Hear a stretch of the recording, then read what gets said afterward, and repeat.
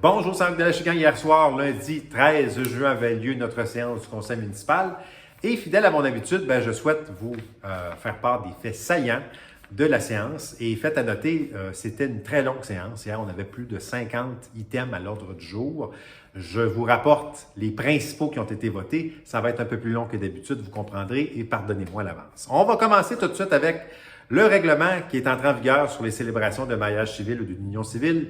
Si vous êtes intéressé à vous marier, 291 $ et le maire de Saint-Roch-de-Chigan est disponible pour vous marier ici même à l'Hôtel de Ville, dans la salle de la Chapelle. On a un premier mariage qui va s'officier ici le 24 juin prochain, donc avis aux intéressés, communiquez avec moi si vous souhaitez vous marier ou il y a de l'amour dans l'air. Ensuite, on a procédé à l'embauche de notre personne qui va occuper le poste de coordonnateur aux communications et relations publiques. Elle va entrer en fonction à partir du mois d'août. On a confirmé ça. On a embauché également plusieurs postes, plusieurs personnes pour les emplois étudiants.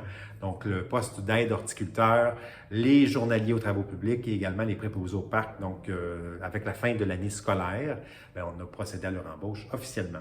Le jeu d'eau au Parc des Champs, on a confirmé donc le paiement de différentes factures. Vous voyez que les travaux qui avancent très rapidement. Quand est-ce que l'inauguration va se faire?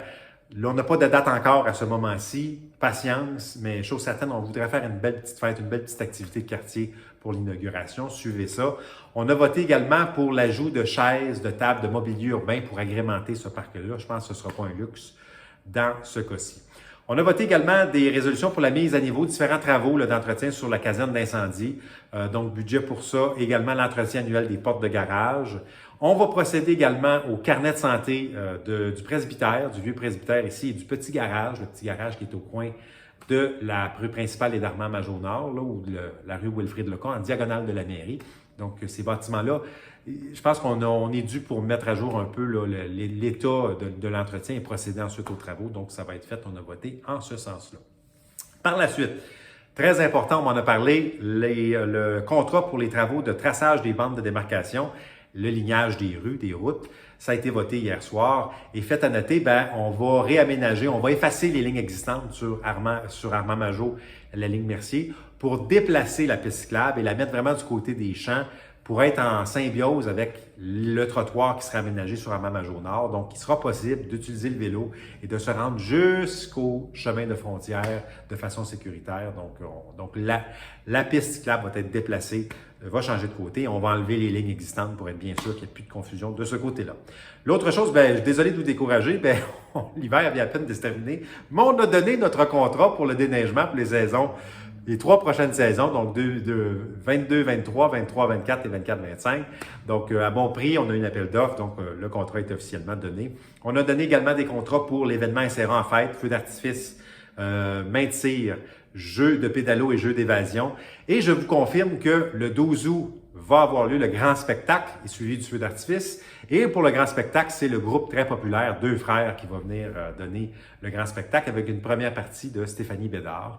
La journée familiale et communautaire le 13 août de midi à 17h au Parc de l'Écharion. C'est à ne pas manquer. Vous allez avoir plein d'activités, comme je viens de le mentionner.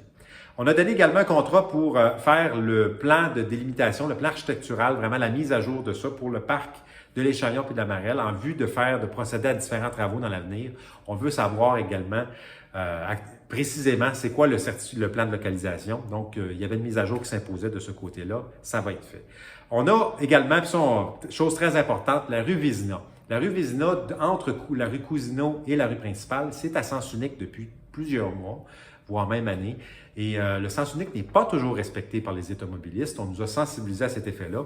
Et pour mettre une barrière physique, on a voté pour l'ajout, l'installation d'un bac à fleurs en béton.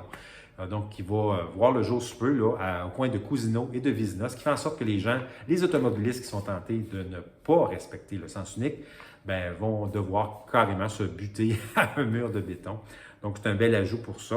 On a également déposé une demande de subvention officiellement pour l'ajout, l'installation de bornes électriques, 4 bornes électriques municipales qui viendraient faire leur apparition ici à côté de la mairie, dans le stationnement du presbytère.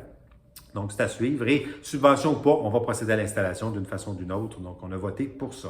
Également, installation de lampadaires sur le territoire de la municipalité à 2 endroits précis. D'abord, sur la ligne Mercier, je viens de vous parler de l'ajout, de la modification d'une piste cyclable qui serait là.